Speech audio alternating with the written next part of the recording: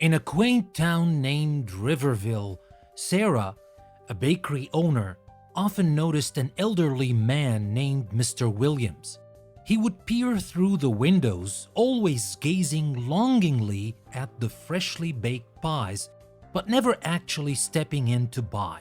To many, it might have seemed like Mr. Williams was scrutinizing or judging, but Sarah decided to give him the benefit of the doubt.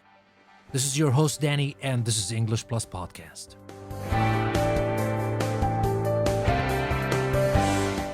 One day, she stepped out and offered him a slice of apple pie. To her surprise, he revealed that the bakery used to be his own decades ago and that he was simply reminiscing old memories.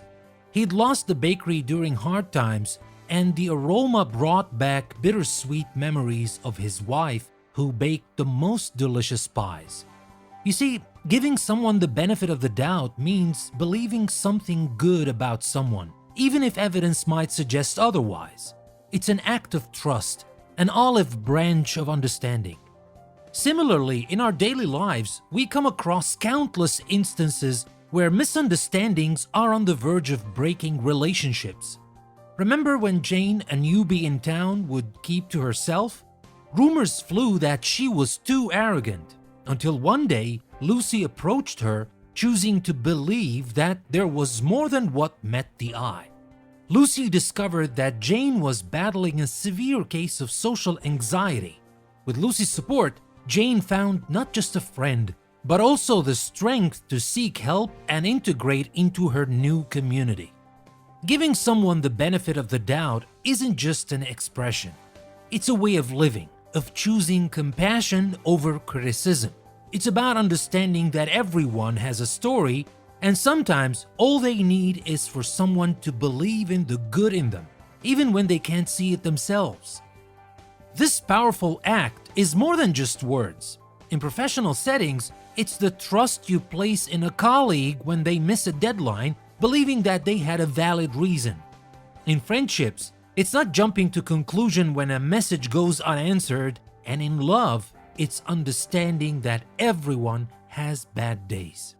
In the world of theater, Stella, a budding actress, was always met with skepticism because she'd forgot her lines.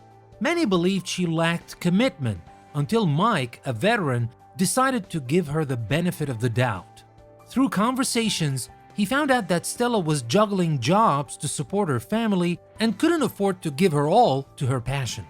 Recognizing her dedication, Mike decided to mentor Stella, helping her harness her raw talent and rise to stardom. Now you might wonder, why does it matter? What do we gain from it? The answer is simple. When you give someone the benefit of the doubt, you're not just fostering positivity in their lives, but in yours too. It's that warm feeling you get when someone surprises you by exceeding your expectations. Years ago, in a bustling city, David, a cab driver, had his wallet returned by a stranger. He had dropped it during his shift, and instead of misusing the considerable amount of money inside, this stranger tracked David down to ensure it was safely returned. David was ready to label the busy city as cold and indifferent, but this act made him reconsider. He had given the city the benefit of the doubt, and it had given him back kindness. Indeed, life isn't black and white. By casting aside immediate judgments and delving deeper, we not only discover the colors in between, but also become the reason for someone else's rainbow. Giving the benefit of the doubt is a timeless gesture of goodwill, a silent nod of understanding. It's an embrace of humanity, an acceptance of imperfections, and as the tales of Sarah, Lucy, Mike, and David show, it can make all the difference in the world. Because at the end of the day, isn't the world a better place when we choose trust over skepticism, love over disdain, and hope over despair?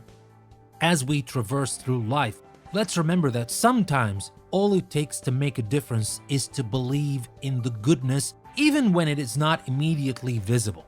Because in giving someone the benefit of the doubt, we might just be the catalyst for their transformation and in the process transform ourselves too.